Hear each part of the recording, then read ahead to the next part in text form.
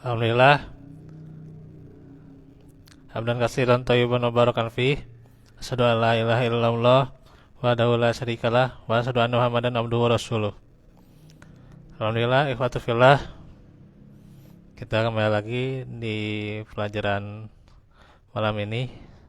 Tadinya ingin ke Ajaria cuman jauh tadi dan saya sudah meeting, jadi saya ulang bisa disimak ya. Di sini di satu saja. Baik, ikhwatu fillah yang juga di satu dan juga di media, sedikit melanjutkan tentang adab-adab qiyamul lail. Barang siapa yang diberi ketentraman hati oleh Allah dan menginginkan untuk melaksanakan qiyamul lail ya, disunahkan baginya. Nah, perhatikan adab-adab ya gitu. Yang pertama, persiapan ya. Yang membantunya qiyamul lail yakni qailullah ya. Tidur sebentar sebelum zuhur ya. Tapi sebelum zuhur itu ya lebih utama. Kalaupun misalnya ada yang sudah sholat zuhur ya nggak apa-apa ya. Tergantung kemampuannya ya. Dan juga misalnya qailullah itu kan sedikit ya. Sedikit waktu tidurnya. Jadi ya gitu. Jadi kalau bisa ya 10-15 menit lah gitu. Tapi kalaupun misalnya ada yang udah kebiasaan setengah jam atau sampai sejam, ya tergantung lah gitu ya.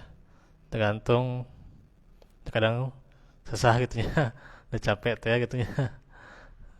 Persiapkan salat malam tehnya terampil gitu Pak. Jadi ya tergantung kemampuannya qailullah. Itu pun kalau bisa ya gitu. Jadi jangan banyak bergadang. Itu yang kedua. Pada hal-hal yang tidak ada maslahatnya jangan banyak bergadang. Dan kemarin kan sudah dibahas ya tentang makruhnya mengobrol bincang-bincang setelah sholat isya, kecuali untuk majelis ilmu ya gitu. Untuk maslahat agama ya boleh-boleh saja ya. Untuk berbagi ya, atau untuk senantiasa ya kita membantu orang lain, itu nggak apa-apa ya. Setelah pada isya silakan ya untuk meeting gitu ya, asal meetingnya yang bermanfaat ya untuk masalah dunia ya, asal ya ada asal itu maslahatnya gitu ya, untuk ya mau dunia maupun agama ya itu ya, so silakan meeting gitu ya gitu. Asal end produknya itu ya kebaikan gitulah gitu end produknya. Jadi kadang ngirim-ngirim sharing-sharing atau misalnya ngirim ke WA juga kadang ya pada Isya gitu ya, terus atau ngobrol pada Isya gitu ya, kalau nggak ada end product yang bermanfaat ngapain juga gitu ya ngirim-ngirim gitu ya. Orang juga kadang kalau lewat WA lihat nanti ada sharing di Instagram atau ngirim di Instagram punten gitu ya, saya bukan ini gitu ya, saya tidak banyak ini kalau Instagram juga, kalau lihat IG cuma ngeliat lewat doang gitu ya gitu. Saya kalau lihat IG cuman numpang lewat, itu pun lihat ada live streaming gak ini kajian gitu. Kok segan ninggalin video hiji-hiji sajam enggak, nggak mau ngapain juga gitu ya, setengah jam itu video hiji-hiji enggak gitu. Bahkan kadang saya nggak minat ya gitu. Paling ya kalau ada keperluannya kebaikan untuk sekali-kali ya pas ya ada waktunya maslahat untuk jualan ya misalnya bantu orang nggak masalah. Tapi kalau lama-lama gitu ya sampai sharing-sharing Instagram ini apalagi kan hal-hal yang kurang bermanfaat, saya kadang ngapain juga banyak-banyak di media, kecuali ya untuk sharing kajian mah gitu ya, gitu doang gitu. Ya, ini karena kadang kita terlalu memanfaatkan ya HP itu ya, sehingga lupa juga gitu ya, lupa semuanya malah gitu, lupa akan keluarga, lupa akan kegiatan, lupa akan PR rapat tentunya, kerjaan gitu ya, buat kerjaan tuh kadang lupa gitu ya, gara-gara HP gitu ya.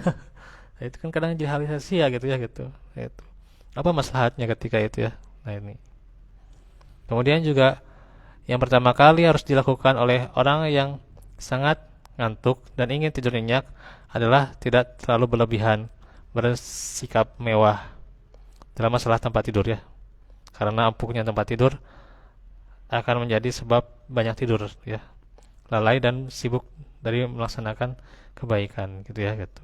Jadi tidurnya juga ya, tidurnya juga harus perhatikan, jangan terlalu ingin mengharapkan yang mewah-mewah gitu ya, yang sangat empuk sekali gitu ya, kadang jadi gitu ya. Ini sahabat saya Lili gitu ya, jarang tidur malam gitu ya.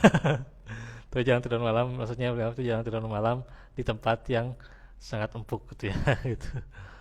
Beliau tidurnya juga di kursi Pak, kebayangkan Pak, tidurnya di kursi, Insya Allah gitu, nggak di kasur yang empuk ya.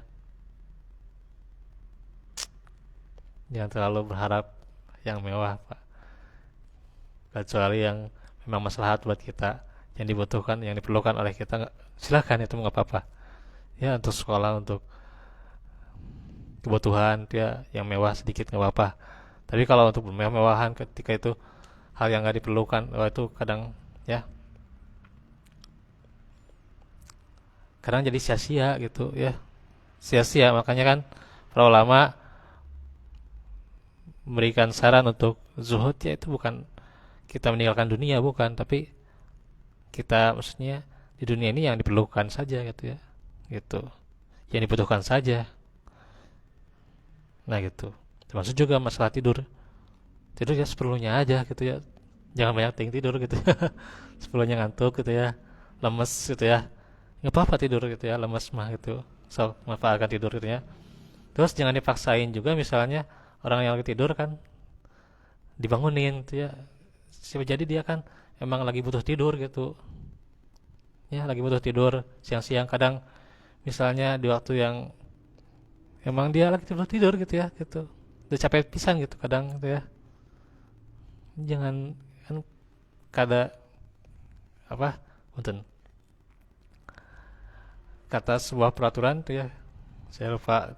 eh, jadi jangan dibangunin kalau lagi tidur, ketika makan jangan diganggu gitu ya, ketika sholat jangan diganggu, tah eta tilu eta gitu ya, gitu. Ini kadang orang lagi tidur, Masya Allah gitu ya, diganggunya kadang dengan yang lucu-lucu juga diganggu pas lagi tidur. Itu mah dia mau istirahat, istirahat aja gitu ya, gitu. Nah gitu, tapi jangan terlalu banyak ya, seperlunya. Nah tempat tidur Nabi itu ya, itu keras dan kasar gitu ya, Masya Allah.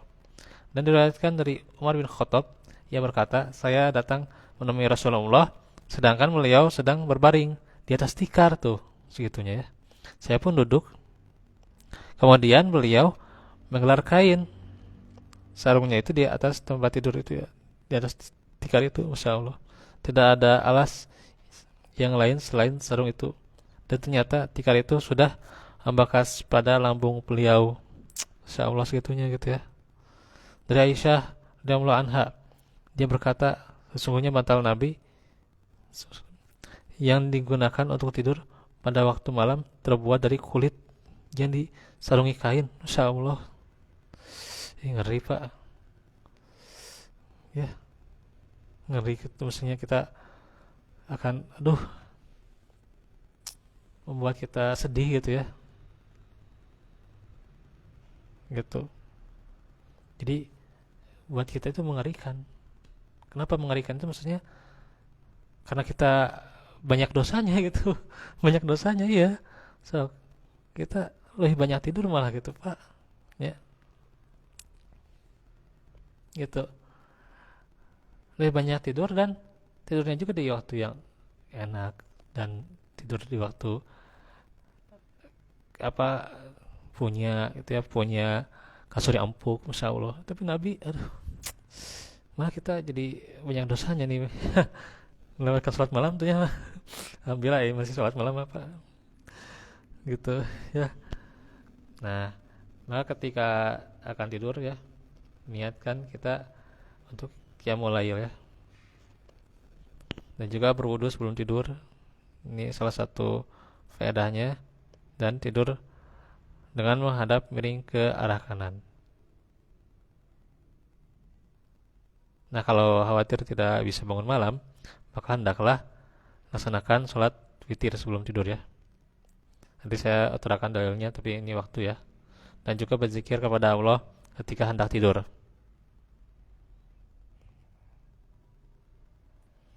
Ini agak panjang sih. Terus mengusap wajah jika sudah bangun ya, mengusap wajah ketika sudah bangun tidur, lalu berzikir dan berwudu. Bersiwak juga diantaranya ya. Dan mengawali qiyamul lail dengan sholat 2 rakaat yang ringan. Terus membuka sholat malamnya qiyamul lail setelah mengucapkan takbiratul ihram dengan salah satu doa ya. Nah, itu doa iftitahnya Allahumma lakal hamdu ya, kalau hafal itu juga ya. Kalau hafal si berat teuing ya. Kadang berat nanti panjang teuing tuh ya. Kerja hafal kamu terus kolot mah ya. Dan juga memanjangkan berdiri sesuai dengan kemampuannya ya ketika sholat malam. Tapi tidak memberatkan diri sendiri ya.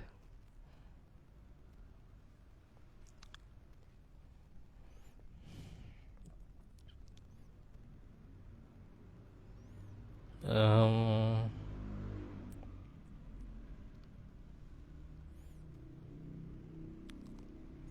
Tadaburi ya, tadaburi juga ayat-ayatnya ya gitu. Dan banyak berdoa di waktu sahur ya, istighfar itu jangan disia-siakan Pak gitu. Bangunkan keluarga ketika ingin sholat malam ya. Tidur setelah melaksanakan qiyamul lail, tapi itu sebelum sholat subuh ya, boleh-boleh saja.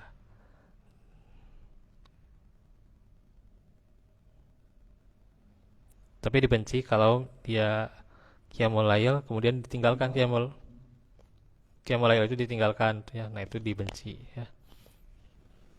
Nah, paling segitu dulu ya. Nanti adabnya kalau maupun nanti diterangkan dalilnya boleh ya. Tapi karena kepanjangan juga, insyaallah nantilah di kesempatan yang agak luang ya. Ini bab yang mulai soalnya harus menyelesaikan juga nih supaya kita apa,